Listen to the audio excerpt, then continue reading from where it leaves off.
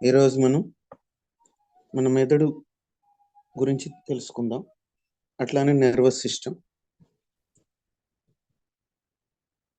First మన మెదడు ఇది మనోలోకం నుంచి తయారు చేయబడినటువంటిది. మన శరీరంలో నొప్పి లేని భాగం ఏదైనా ఉన్నదంటే మెదడుకే. దానికి నొప్పి తెలియదు నొక్కినా కానీ.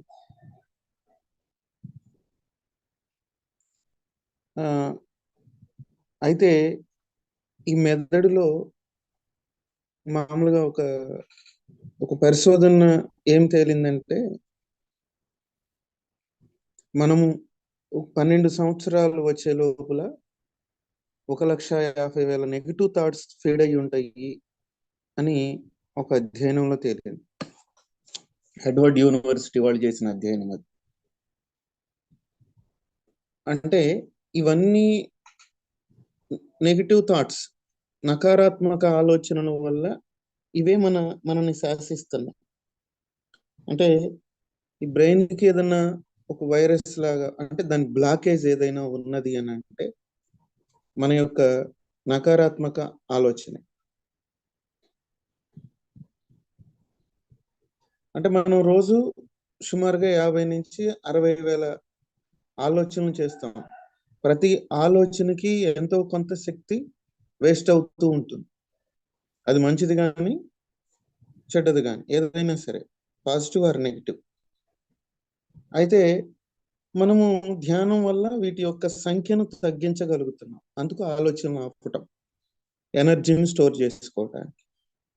అయితే మనకు వచ్చే ఆలోచనలు కనుక మనం ఎప్పుడైతే గమనిస్తామో, ఈ ఆలోచనలు నిర్మాణాత్మకంగా ఉన్నాయా, అంటే కన్స్ట్రక్టివ్ గా ఉన్నాయా, డిస్ట్రాయ్ గా ఉన్నాయా, ఇంతకుముందు మనకు తెలియదు. అందుకని మనం నకారాత్మకంగానే ఆలోచించాం, అంటే నెగిటివ్ గానే ఆలోచించాం. కానీ ఇప్పుడు తెలిసింది మనకి, ఇప్పుడు మన ఆలోచనలు మార్చుకోవాలి. యాక్చువల్గా ఏంటంటే, యాంటీవైరస్ వేస్తే, ఇప్పుడు కంప్యూటర్కో సెల్ ఫోన్కో వైరస్ సోకినప్పుడు యాంటీవైరస్ వేస్తే అది క్లియర్ అయిపోతుంది, 1 గంట 2 గంటలో పడుతుంది. మరి మనకేం యాంటీవైరస్ వేస్తాం అంటే సకారాత్మక ఆలోచనలే యాంటీవైరస్. ఒక నకారాత్మక ఆలోచనకి 4 నుంచి 6 సకారాత్మక ఆలోచనల్ని పంపించినప్పుడు అది సకారాత్మకంగా మారుతుంది. అంటే నెగిటివ్ ఒక థాట్కి 4 to 6 పాజిటివ్ థాట్స్ పంపించాలి. అంటే ఒక వ్యక్తిలో మనము ఒక చెడు గుణం గుర్తు చేసుకున్నాం అనుకోండి, మరలా అదే వ్యక్తిలో మనము మినిమం ఒక 4 అన్న మంచి గుణాలను గుర్తు చేసుకుంటే, వాళ్ళల్లో ఉన్న టాలెంట్స్, స్కిల్, ఇలాంటి వాటిని, అప్పుడు ఆటోమేటిక్గా దాని ప్లేస్లో పాజిటివ్ ఇన్సెట్ చేయబడుతుంది. అంటే మన బ్రెయిన్ పవర్ ఎంత ఉంటుంది అని అంటే,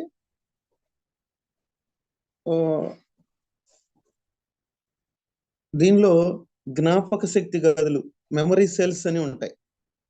ఈ మెమరీ సెల్స్ దాదాపుగా 3,50,000 దాకా ఉంటాయి సుమారుగా, రమారమి. అయితే ఒక్కొక్క సెల్లో ఇది ఒక్కొక్క సూపర్ కంప్యూటర్.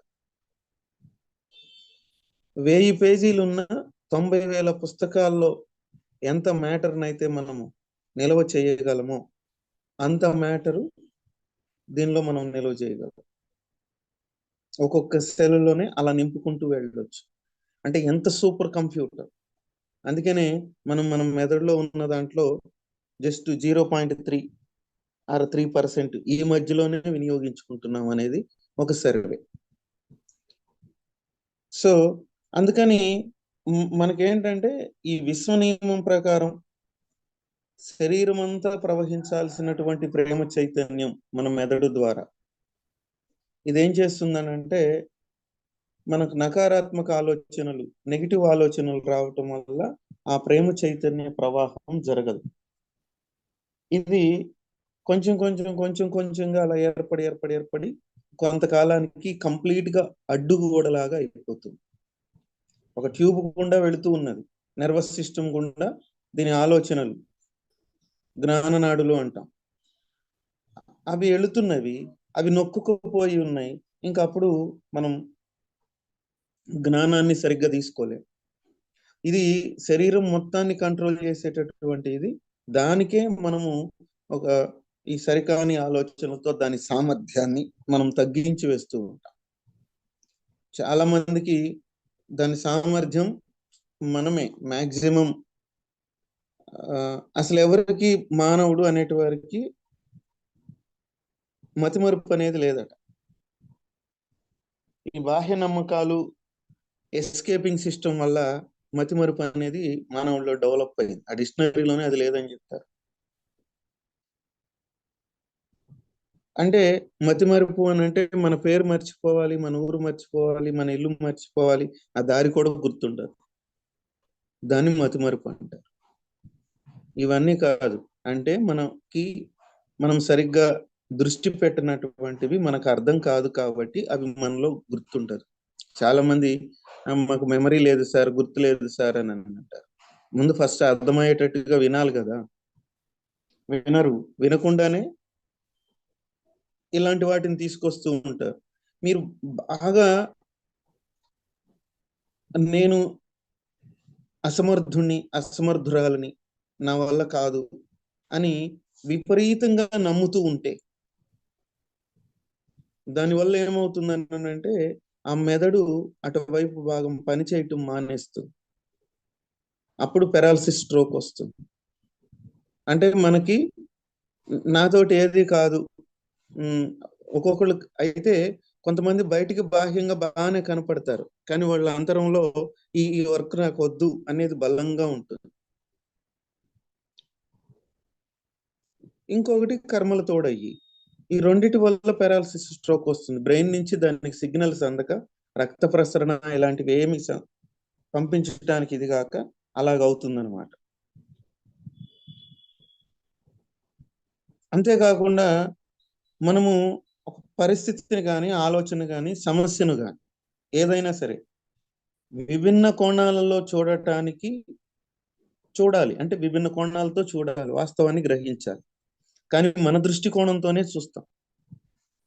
ఇలా విభిన్న కోణాలలో చూడకుండా దాన్ని వ్యతిరేకించడం వల్ల ఏం జరుగుతుంటుందంటే ఈ మెదడులో సమస్యలు వస్తాయి. అవన్నీ బిగదీసుకుపోయినట్టు అయిపోయి మనమే పరిస్థితులకి ఏమడలేక బిగదీసుకుని పోవటం వల్ల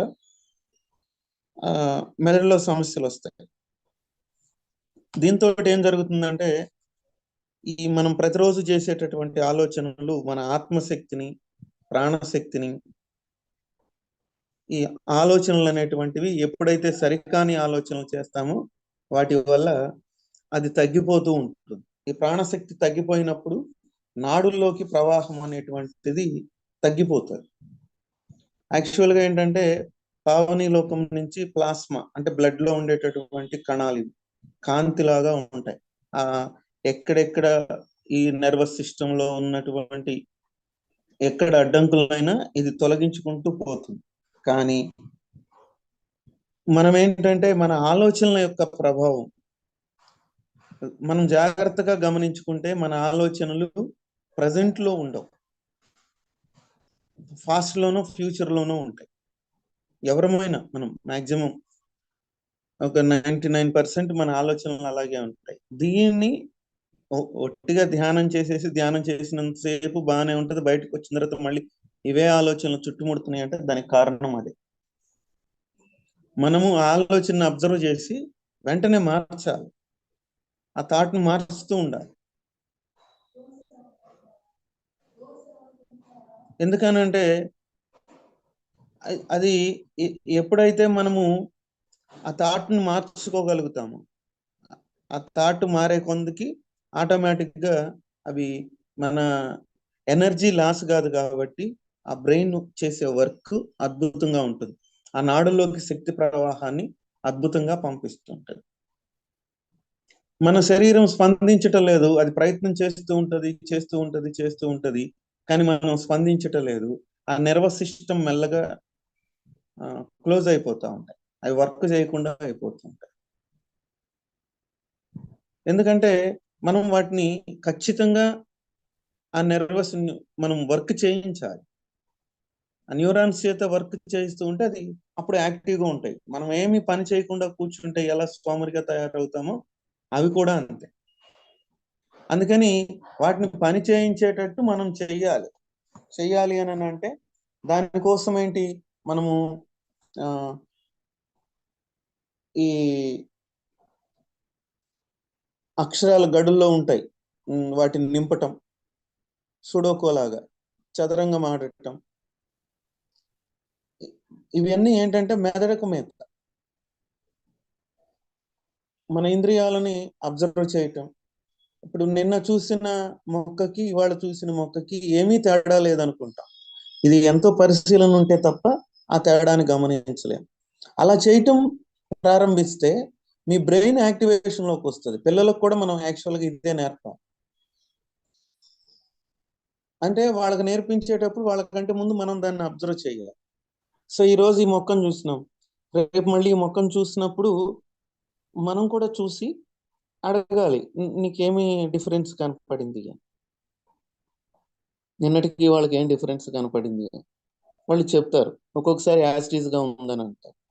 అంటే వాళ్ళల్లో ఈ ఐ పవర్ పెరుగుతుంది, పరిశీలనా శక్తి పెరుగుతుంది, మెదడును ఉపయోగించుకునే మార్గం పెరుగుతుంది.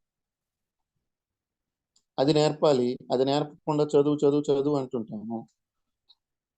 ఏం చదవాలి, ఎంతసేపు అని చదవాలి, ఇక లేకపోతేనేమో వదిలివేసేసేయి. అటన్నా జరుగుతుంది, ఇటన్నా జరుగుతుంది. అలా కాకుండా ఉండాలి.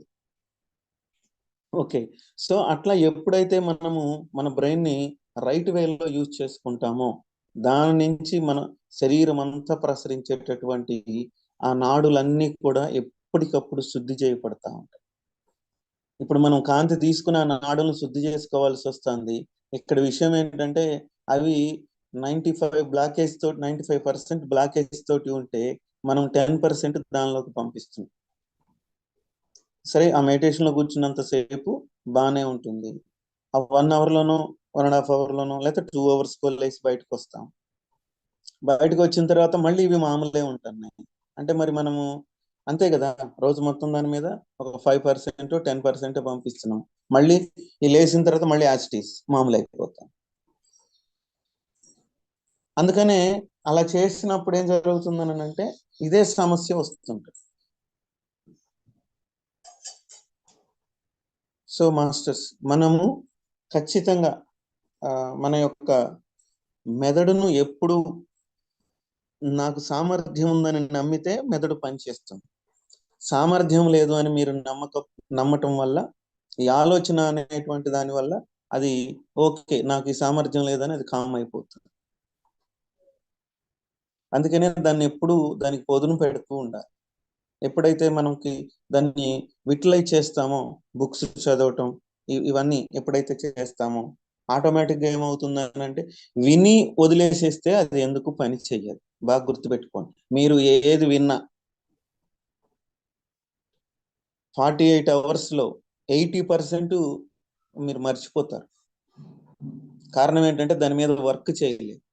కానీ ఇది లాంగ్ టర్మ్ గా మారాలి అని అంటే విన్నదాన్ని ఒకసారి మననం చేస్తూ దీంట్లో నేను పాటించాల్సిన ఏమున్నాయి, ఏం పాటిస్తున్నాను అనుకుంటా పాటిస్తూ వెళుతూ ఉంటే అప్పుడు దాన్ని అది ఫుల్ యాక్టివేషన్ లోకి వస్తుంది. పాటించటం లేదు, ఆ నెర్వస్ కి ఇంకెందుకు అనవసరంగా ఎనర్జీ.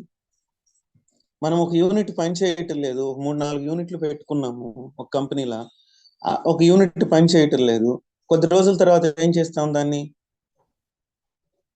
సో ఆ యూనిట్ తొలగిచ్చేస్తాం. అంటే ఆ యూనిట్ ఎప్పుడైతే దాన్ని రిమూవ్ చేస్తాం అంటే దాని అవసరం లేదు కాబట్టి దాన్ని మూసేస్తాం. సేమ్ మనకు కూడా అదే జరుగుతుంది. అందుకనే మళ్ళీ మళ్ళీ చెప్తున్నా, మనము మెదడును యూజ్ చేయాలి ఎప్పుడు ఆశావాద దృక్పథంతో, నిర్మాణాత్మకమైన ఆలోచనలు ఉండాలి. కన్స్ట్రక్టివ్ థాట్స్, డిస్ట్రాయ్ థాట్స్ అసలు వద్దే వద్దు. వస్తానే ఉంటాయి, ఇప్పుడు దాకా మనం దానికే ఉన్నాం కాబట్టి వస్తానే ఉంటాయి. ఎప్పుడైతే అది సరిచేయబడుతుందో మనము అంటే ఆ నర్వస్ సిస్టమ్ లో ఉన్న బ్లాకేజ్ తొలగాలి అని అంటే మనము ఈ అంటే ఇప్పుడు డ్రైనేజ్ కాలువలు ఉంటాయి, ఈ డ్రైనేజ్ కాలువల్లో అది తీయటానికి కుదరట్లేదు. అప్పుడు ఏంటంటే మనము వాటర్ ఫోర్స్ తోటి పంపించటం వల్ల అది ఆటోమేటిక్ గా ఆ చెత్త అంతా బయటకు వెళ్ళిపోతుంది. అట్లానే ఇక్కడ మనము ఈ నాలెడ్జ్ తోటి కన్స్ట్రక్టివ్ తోటి ఇప్పటిదాకా డిస్ట్రాయ్ థాట్స్ ఉన్నాయి కాబట్టి కన్స్ట్రక్టివ్ థాట్స్ ఎక్కువ దానికి చేస్తే దీనికోసం ఏంటంటే నేను చెప్పుకున్నాం మ్యూజిక్, మెలోడీ మ్యూజిక్ బాగా పనిచేస్తుంది. తర్వాత ఈ కవిత్వం వినటం ఆ రసస్పందనని మనం మెల్లగా పెంపొందించుకోవటం, లేకపోతే మనం కూడా రాయటానికి ట్రై చేయటం. ఈ కళలు ఎందుకు అని అంటే మన మెదడుని ఎప్పటికప్పుడు ఫ్రెష్ గా అంటే ప్లెజెంట్ గా ఉంచడానికి ఈ కళలు బాగా ఉపయోగపడతాయి. ఆటలు కూడా అందుకే ఉపయోగపడతాయి, కానీ వాటన్నిటిలో స్వార్థం చేరిపోయింది, అది వేరే విషయం. ఆట అనేది కేవలం గెలవడానికి కాదు, నైపుణ్యం పెంచుకోవడానికి. ఈ నైపుణ్యాన్ని వేరే వాటిల్లో మనం ప్రదర్శించి అక్కడ అంటే విభిన్న కోణాల్లో సమస్య పరిష్కారం కోసం ఇదంతా చేస్తాం. Okay master.